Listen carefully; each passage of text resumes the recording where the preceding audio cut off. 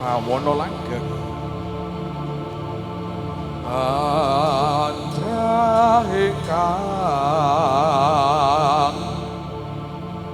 puspita arum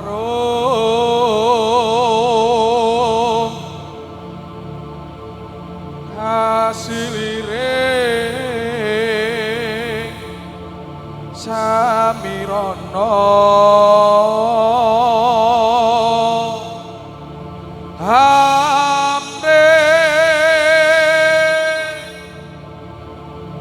sekar kadung kungas kadanyo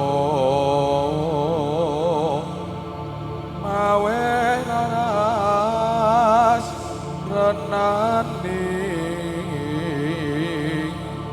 trio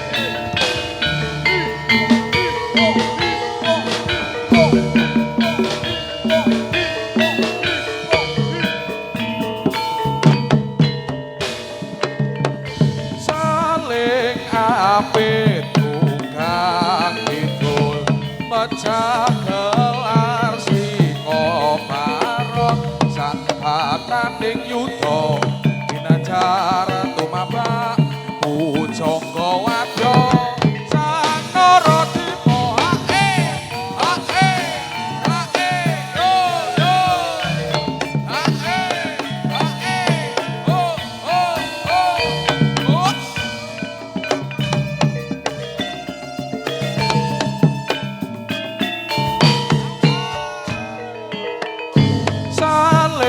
apit rungkang kidul mecah gelar singa barok sang bataning yudha ginanjar tumapak pujangga wadya sang Naradima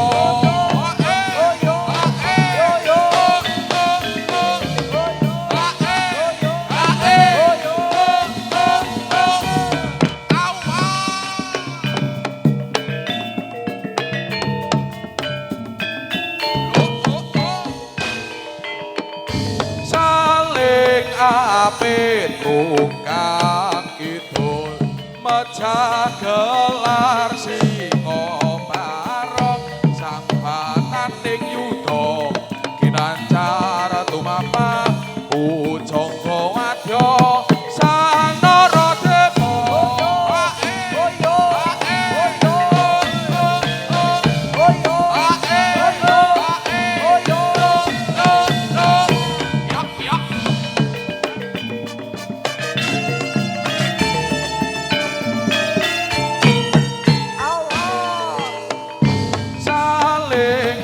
apit rungkang kidul mecah gelar singa barok sang bataning yudha ginanjar tumapak pujangga wadya sang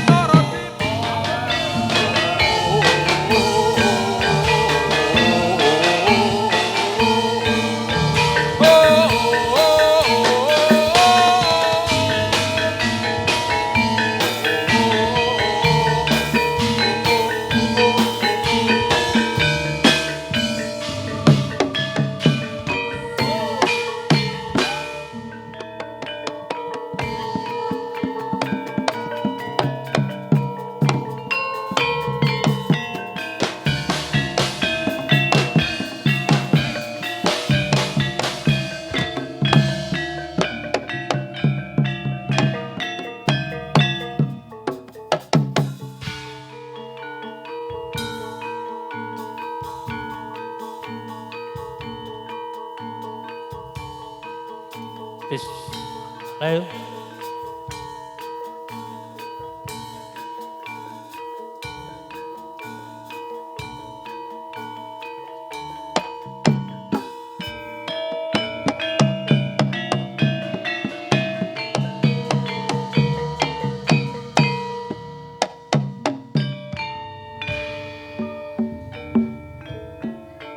Bismillah. Bismillahirrahmanirrahim. Assalamualaikum warahmatullahi wabarakatuh. Suwati hontu namo budaya. Salam sejahtera mugi sih wiloso. Rahmating Gusti tansah tumedhak tumanduk kajiwa kasalira jenganika sami dalasan kawula. Nuwun para pamirsa. Ngaturaken pambagya wilujeng sugeng pepanggihan malih kalian kanca-kanca seni budaya Jawi kuda lumping langen Budi Rahayu ingkang mijil saking dusun Ngadirasa Desa Wonokerso Kecamatan Pringsurat Kabupaten Tumanggung ingkang wonten ing mriki kalembang sampun kepareng marak sowan naninggih nyendikani dawuh saking panjenenganipun para bapak ibu warga umat Buddha ing dusun Ngadirasa.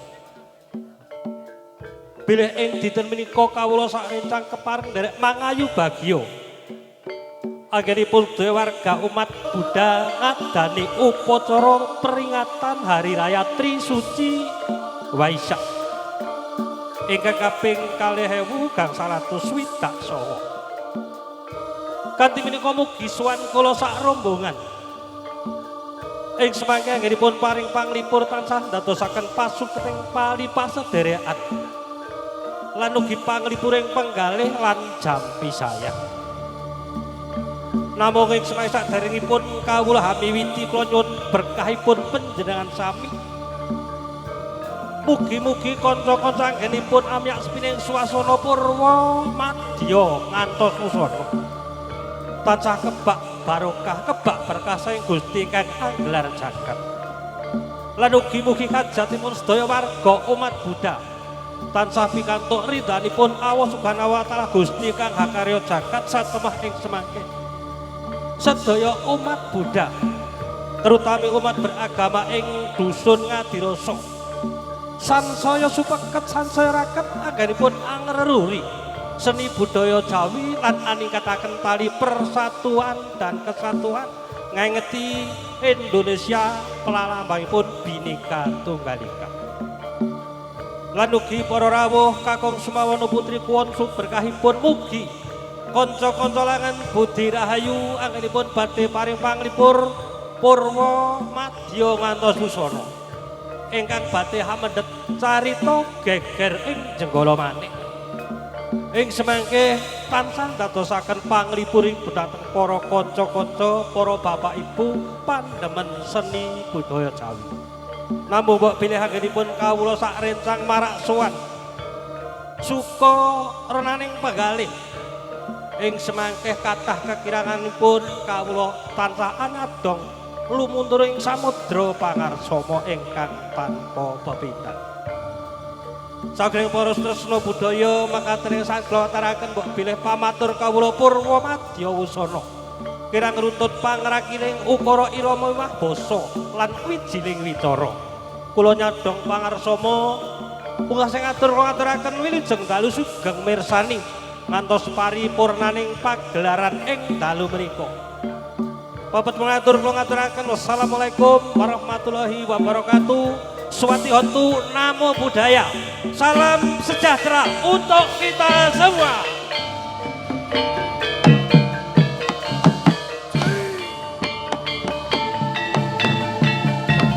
Yuk, yuk, yuk, yuk, yuk, yuk.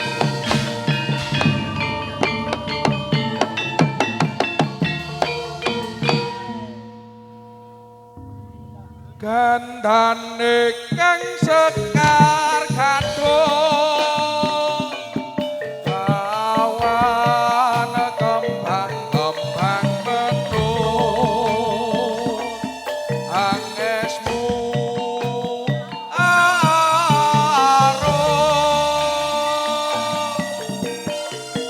kandhane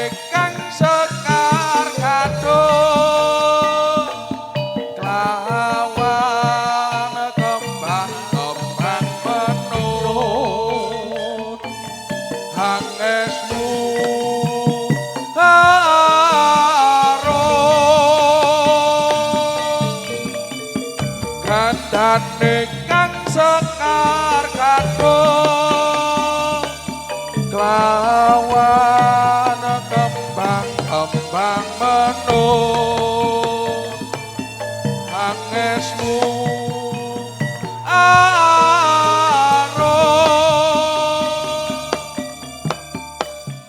kandhane kang sekar kadung kelawan kembang-kembang menung hangesmu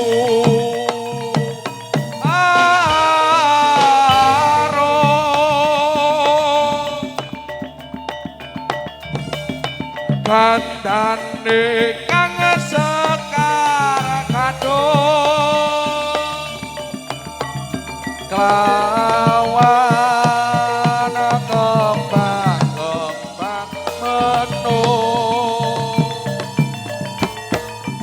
angesmu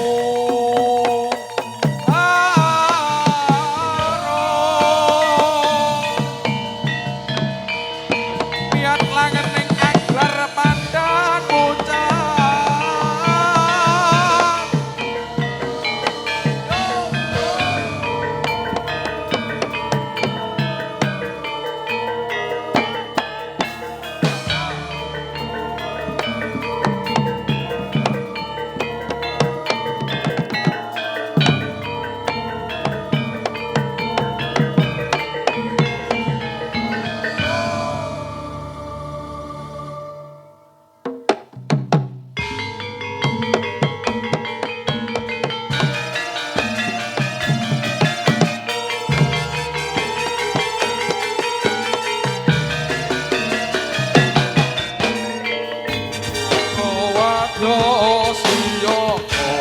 budal sang wirayuda samya saweka prajurit wasiyama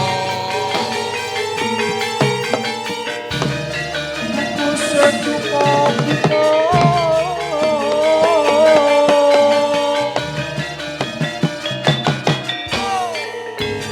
prawadya siyama budal sang wirayuda samya saweka prajurit wasiyama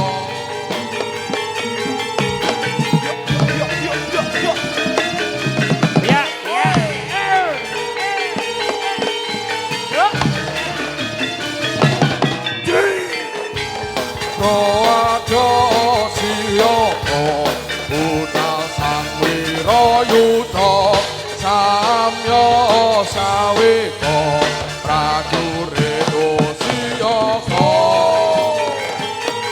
sikra bala kang tumingal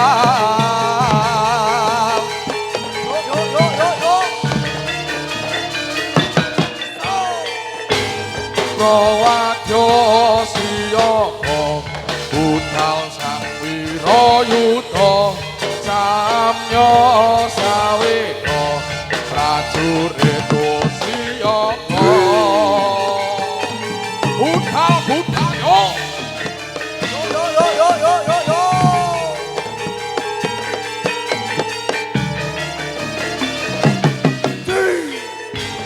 prawadya siyama budal sang wirayuda samya saweka prajurit wasiyama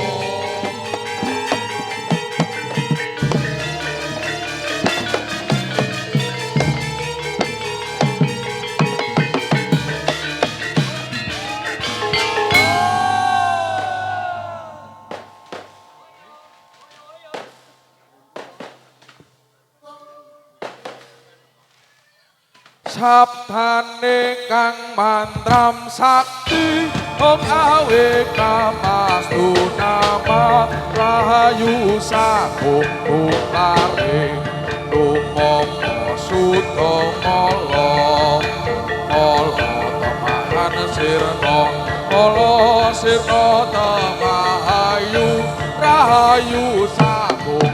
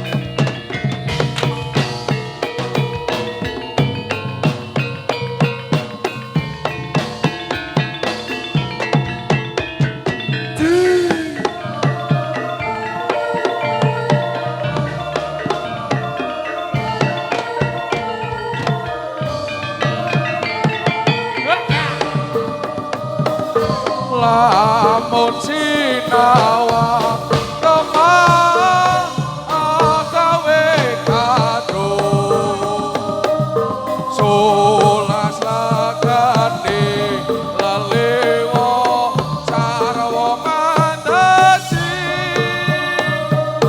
landep lan waret sakti lair batine tarasa kelamun dadi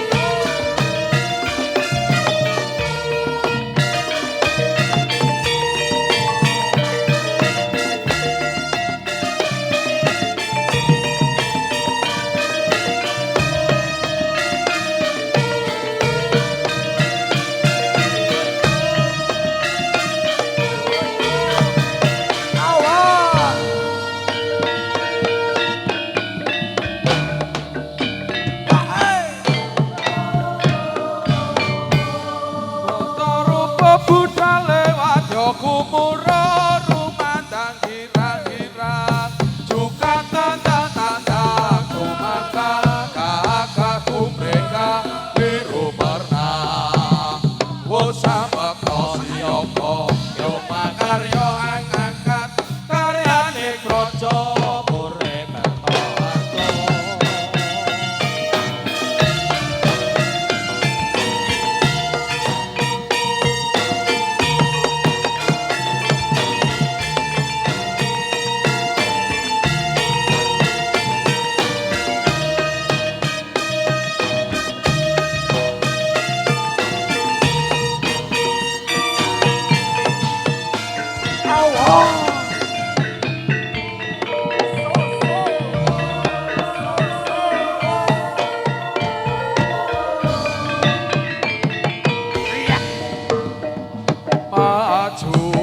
maju tandang karya guyub rukun bangun praja nyawiji rasa budale karya lamun siyaka satemah merdeka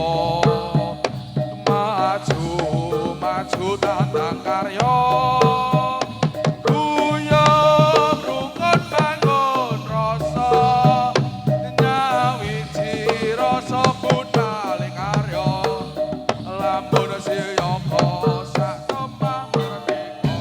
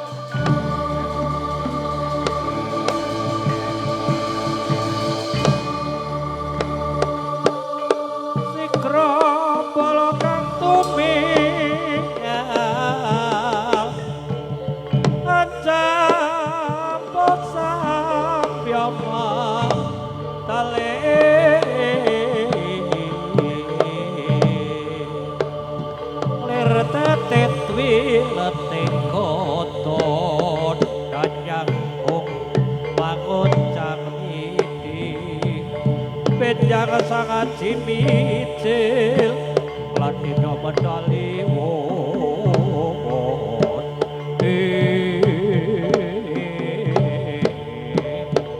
sini kang cinari ucap kacarita ingkang ngrembag mudhun saking sasana lah menika ta warnanira Palindra ing atas langit ingkang ababisik Prabu Klana Sewanda Hidra Candrani kaya barongan tinanggap milang-miling kadya saking miber pindha kijeng tanpa suta lah ing kono ingkang den upaya mustikaning wanita ingkang nalika semonten mondhok wonten ing nagari Jenggara Manik ingkang asesilik Dewi Sangga Langit lawening semangke mlebatipun wonten kalanganing prajurit kaya amateng ayane aji panglemunan mila setunggal kiwara para prajurit tatan wonten ing ampriksa bilih wonten lampahipun Prabu Klana Sewandana dasar Palindra digdaya Setima Draguna tatat paluing pandi sisaning Burenda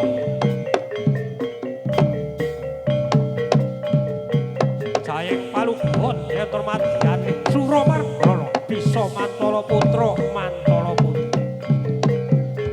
kumedhot rasaring penggalih bilih kang den upaya saestu Dewi Sangga Langit ing mangun beksa nalika semana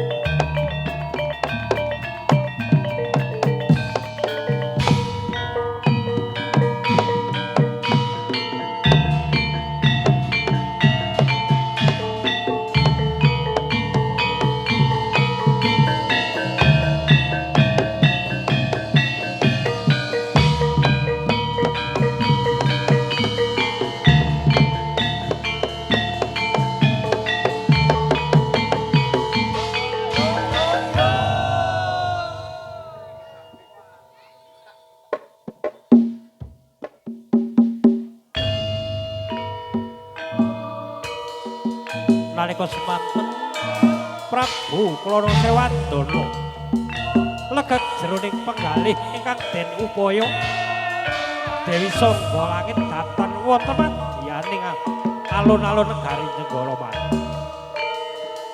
sidra mlebet wana dadi matengga pandarane Cina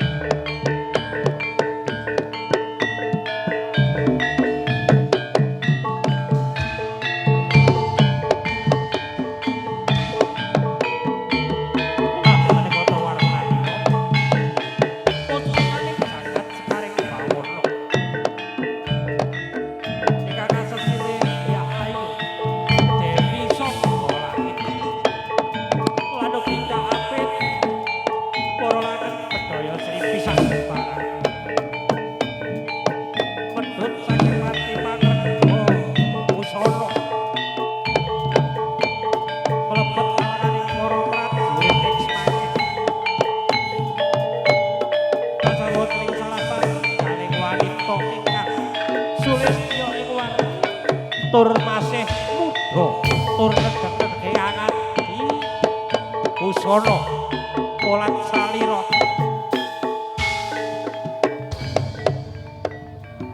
pilotan bokaling Semangke perbawanira mawa teja anelahi sumurut sumundhening awet paribasan dasar ing kono salah satunggaling putri kinasih tur titising Betari Sri ingkang tumondhok wonten ing lantan Negara Manik kinaya garwa Prameswari senajan ing sungguh kaapit para abdi langen daya sing pisak kelembar namun ing Semangke sang Dewi Sangga Langit nawur para kawula dasih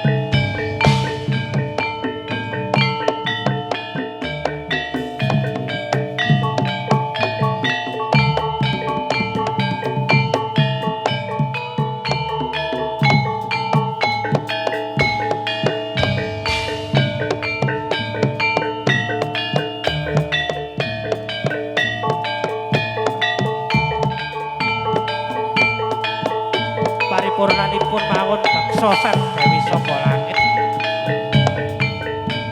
pinanggih sang Wirayuda ing Semangke ketiganipun minggah Sanggar Palangan mitara grahaning Gusti Kakang Gelar Jagat mugi kawontenaning praja Jagawari tata iki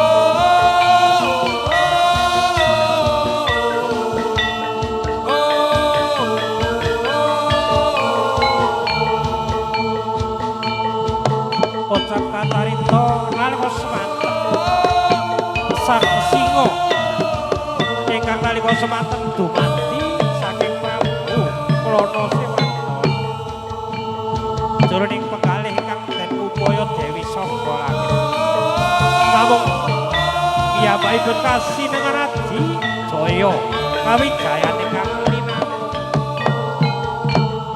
gerak ungu saking nendra kang Bubila dasing penggalih pinengkang wonten kajenganipun para abdi lan Dewi Sangga Langit.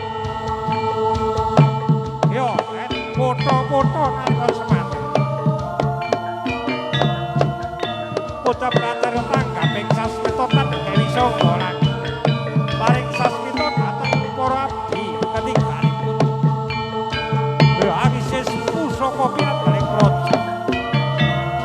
Namung ing semangke sang matengga datang kendal tepak paluning sisaning Burena kasoraning yudha para wanita Dewi Sangga Langit biya amrepeki sang Wirayudha paring sasmita besernaning Ambang Angkor kedah wonten pecut Kyai Samanman piyambak praja lan wonten manunggaling rasa cipta karsa lan karyane sang matengga kena dayane pecut Kyai Samanman maning semangke griya plumpruk wonten medyane alon-alon jroning penggalih sang matengga cipta wirgani ingkang sampun put kalih lan waduh Panji aku tobat Panji yo jalma kaping 1000 aku ora bakal ganggu siku nggonmu bebrayatan aku di ngapura aku tak bali ana ing pradaku awu-awu langit sak baliku muga praja segala manik pasamangke rahayu widodone ing sambi kala derga mendak kala sirna saking Sakae Sukerta sirna saking Sakae Sengkala